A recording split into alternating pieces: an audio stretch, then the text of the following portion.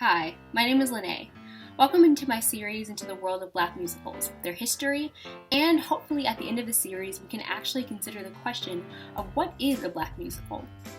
Today we'll be discussing an iconic show, Dreamgirls. But first we must ask, what is Dreamgirls? Dreamgirls is a 1981 musical about the world of Black show business. It's inspired by acts like the Supremes, the Shirleys, James Brown, among many other Black popular groups in the 60s. It's had many revivals, including a 2006 film with Beyonce, but that film isn't what we will be talking about today. The show revolves around two main characters, Effie and Dina, who started as a performing group in Chicago, yet things spiral out of hand when the manager chooses Dina over Effie to be the star. One has better power and a better vocal style, while the other one looks more like the marketable part, but isn't as vocally able. It's about friendship, love, affairs, forgiveness, and who we have to depend on when we have nothing left. Dreamgirls premiered at the Imperial Theater with an iconic cast of beginning stars like Jennifer Holliday, Oba Batunde, Cleavant Derricks, Loretta Devine, Ben Harney, Sheryl Lee Ralph, among many others. Dreamgirls has some pretty iconic songs like I Am Changing and I'm Telling You I'm Not Going, Move Right Out of My Life, Cadillac Car. These are all really iconic songs from the show that are kind of just a staple of pop culture. But not even that. I will say that the show has some really incredible lighting design.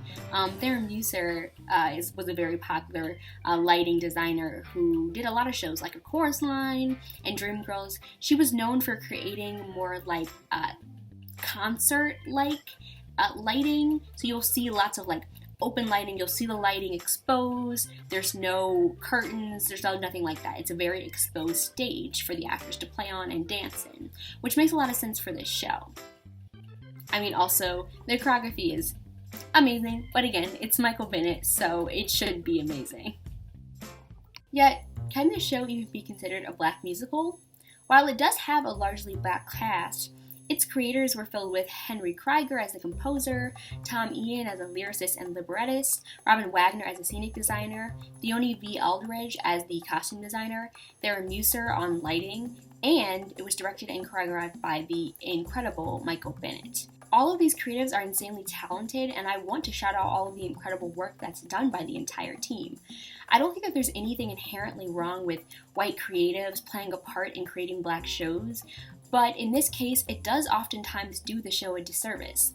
You see, the show is loosely based upon real events that happen within iconic girl groups like the Supremes, but it's got complex problems concerning Black identities because it looks through it through the white gaze. The show also has some pretty terrible tropes and caricatures of Black women that don't really become nuanced until the final act. For instance, like Effie being used as a kind of mammy figure, or how the show probably wouldn't pass the modern-day Bechdel test, which asks whether a work features at least two women who talk to each other about something other than a man. Sometimes Dreamgirls also dumbs down the problems to appeal to all, like its sanitized version of racism and feminism. You can learn more about these topics in the books called Women of Motown and the Girl Groups, or Girl Culture, Popular Music and Identity in the 1960s. It's important to remember that historically girl groups' rising popularity also coincided with the civil rights era. This was a big deal and it impacted the groups a lot, but Dreamgirls ignores this topic. I can't help but think that this lack of diversity and fantasy that existed. If you're looking for a musical that handles this better and that actually has Black creatives being involved, check out Motown the Musical. It's also not perfect, I'm looking at you, Gordy, but it pulls a punch. Rehearsals were also traumatic. Take an event that happened as they were performing the scene where Effie walks into the dressing room and comes face to face with her replacement. Who is she, Effie demands. Yet, Sheryl Lee Ralph, the actress playing Dina, wasn't responding to the dramatic situation to Michael Bennett's satisfaction. So, Michael Bennett then interrupted, "Get the F out of rehearsals. Get out of the room. You have no effing feelings. Get out of my life," making Ralph burst into tears. Now, while Bennett did go over to her and put his arm around her and told her, "That's what I want, honey, and I want it every night," it's still quite a traumatic occurrence. And I must confess that this trick of yelling at actors happens a lot in early Broadway, which I'm not that big of a fan of. On top of all that, Bennett and Ian were also fighting for power. Bennett was also, for a few moments, feuding with Holiday herself, as he thought she wasn't succeeding in the role. There was also an intense ongoing feud with the musical 9, which is a whole other topic for another time because it's wild. I want to point out that you will begin to notice a pattern that most Black and POC musicals on Broadway have, and that's that nearly all of them are written, produced, and directed by white creatives. It's disappointing that marginalized voices are not fully able to create their own shows that have the right nuances, but I just wonder, why do we shut out POC voices out of their own narratives? Yet, that's a topic for later on in the series. However, that doesn't take away from the themes in which this show discusses, like colorism, or fat phobia, or white marketability, toxic masculinity, and many more. Even though the show has its flaws, it's lived on to have a pretty huge legacy. I cannot mention legacy without talking about the incredible Jennifer Holliday, and Jennifer Lewis, and Jennifer Hudson. Do Jennifers just get like all of the vocal power? I'm thinking that they do. But anyways, while Miss Holliday originated the role of Effie in Dreamgirls and was the one to record, I'm telling you, all of these women kind of helped iron out Effie's developments as a character. Jennifer Holliday even quit the project 3 times out of protest that Effie was originally killed off, or that the story began to focus a little bit too much on Dina. So she did make a significant impact in the way in which the story was told. I think it's important to note that without these women's input, Effie would not be as nuanced as she is today. We also probably wouldn't have the strong fictional third act where the women take back their power and stand up to Curtis without them. The real life Supreme, sadly, did not have this ending, but it's nice to know that these Black women, well, these Black Jennifers, wanted to have a more nuanced and whole representation for themselves. And I think that's something that's pretty powerful. Not to mention that I did say that in the original version of the script, Effie is supposed to die. She's not supposed to live. And it feels a bit weird considering that a lot of the roles in which these women play in the musical don't pass the Bechdel test.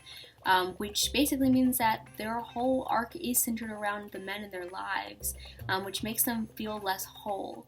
I mean, Effie wouldn't even find herself or discover who she is without the help of both a man, but also the refusal of a man. That's how she comes to know herself better. But it feels a bit weird that we can't give Black women other characteristics than just the men in which they inhibit. I mean, Dina and Effie literally fight over just one man. And while, yes, at the end that is resolved, again, we don't know how much of a credit that is to Jennifer Holliday. Maybe she had something to say about that versus Michael Bennett. But again, we do have men who are writing this script, not Black women. So that also kind of tips me off as to some of the core issues with this musical that I do find is that a lot of it is centered around men and how men can hurt or heal or wound, which isn't a bad thing, but then again, I don't know, it's just, we already have so many of those archetypes. It'd be nice to have a character who, yes, does have a man and maybe, yes, does have struggles with those things, but also has a life beyond just that man. The show also propelled many of these actors to bigger success, but the show itself brought home 12 Tony Awards. While it didn't surprisingly win the Best Musical, that went to 9, which I talked about earlier, and we will definitely discuss another time. I like to think that its legacy went far beyond the Tonys that the musical won. I mean, how many of us can say that we know the musical 9? I certainly didn't. And it doesn't have its own movie, does it? But that's just my own personal bias. Even though I didn't have a huge attachment to Dreamgirls, I still can understand its large relevance in pop culture as a whole, but also what it means to Black people. This show is certainly iconic in Black pop culture and in general pop culture. But again, is it a Black musical? That's where it gets a bit tricky. I mean, who am I to constitute what a Black musical is? Or specifically, what this Black musical is? Okay, I'm gonna be honest. I wish I had an overall clear response, but here's what I'm gonna say. I do wish that Dreamgirls had more Black women and Black people overall at its helm in its early creation. I also wish that the creators weren't so focused on this musical's success with a white audience. I mean, Michael Bennett just wanted to create it because it could get a Tony. I wish that they had included others in the perspective of this musical, or more so, I wish that they really welcomed Black people into their spaces. I think that there is something a bit disingenuous and insidious with the fact that most of these women, Jennifer Holliday, Jennifer Hudson, Jennifer Lewis, never really got a lot of credit as to the creation of Effie herself. I mean, everything that they are, they kind of put Effie to be, and especially Holliday and Lewis, who were in the workshop participation. And it feels kind of weird that they never got to take credit for that. Michael Bennett and the lyricists and the directors and everyone at the rest of the helm just kind of got to pretend like it was theirs. And while Jennifer Holliday did win a Tony, which I think is great, I think there still were some issues at play. Yet, I also can't deny that I think I Am Changing is quite a moving song. It makes me cry every time, and I do know what it's like to feel like the whole world is against you, and sometimes it is, but you have no way in order to make your voice heard. I mean, that's basically what Effie's character is, and I do really appreciate that, and I think that's something that relates to a lot of Black women, so it's kind of a tossed coin. It's like, I get it. I get the struggles in which these characters are enacted, but at the same time, I also feel like maybe these characters are too simple. Maybe the answers just aren't right? I don't know. I do love the ending, though. Like, I think the ending is great. But again, we wouldn't have had that if Jennifer Holliday hadn't said, hey, we should add this part. You know what I'm saying? I think that this is really important when talking about the context of Black musicals and who really helps create a musical to be what it is, especially musicals for people of color. I mean, can something be constituted as a Black musical if Black voices really aren't at the forefront? Can something be constituted as a Black musical if really the proper research isn't done? Can something be constituted as a Black musical if it doesn't involve the depth of which girl groups during the civil rights really fought hard to entertain in certain spaces? I don't know, these are all questions that I have that maybe are very loose-ended, but it does feel a bit strange to me that Dreamgirls never got that. And while the movie does try to make it a bit more apparent, it's still a bit weird. Yet, I also can't refute that many Black actresses made this musical what it is today. They did indirectly help create what the musical has become. I also think that separating Jennifer Holliday's Blackness from the musical is unfair.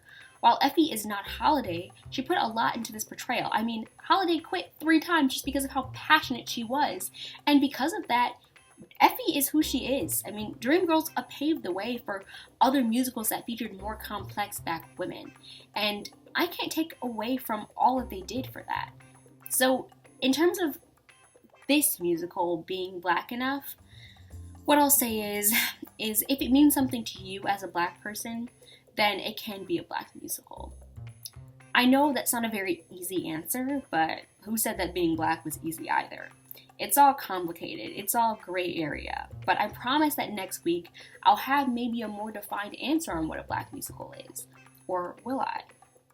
Well, anyways, thanks for joining me in this episode on my series about Black musicals. Join me next week as I discuss a personal favorite, The Wiz.